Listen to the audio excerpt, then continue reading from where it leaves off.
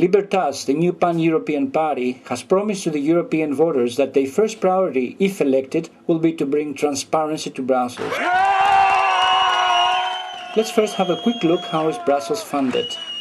Many European citizens are under the wrong impression that the richer members of the EU provide the funds for the projects in the poorer countries. But all the European countries provide for the coffers in Brussels to be wasted by the few hierarchy commissioners which we never elected. Let's have a look at it. 1% of each country's VAT goes to Brussels. 1.23% of each country's national income goes to Brussels. 15% of import duties imposed to each item imported to Europe, of course, and that goes to Brussels.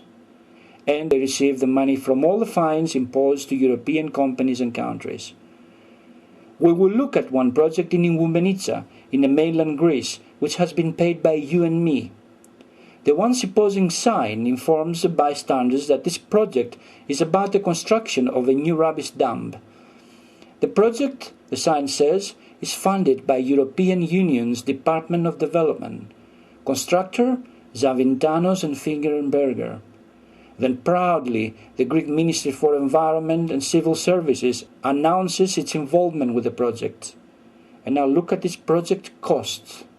300 million drachmas, or in today's money, 1 million euros. So we wanted to check out this project built in 1993. The gates are locked and no one seems to be around.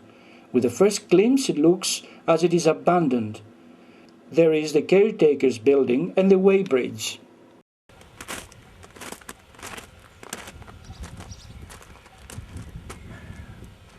Well, we're inside now that hole, and as you can see around, the bank on that side is about 1 meter high.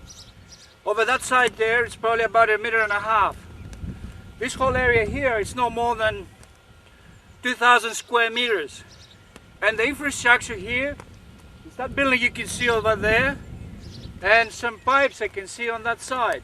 It was never connected, as you can see in your screens. Further down, we visited the site with the waste treatment plant. It looks like some plant is still running, but the tanks for the liquid waste are full with rainwater, and it seems they are only used to breed frogs. For 1 million euros in 1993, they built 4 tanks, a couple of buildings, some power grid and the weighbridge. We also checked the bridge out, but it seems, with a closer inspection, the equipment was never fitted.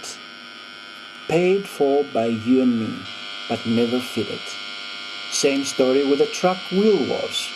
There are some pipes around, but nothing is connected, and we saw no signs of a high-pressure cleaning system.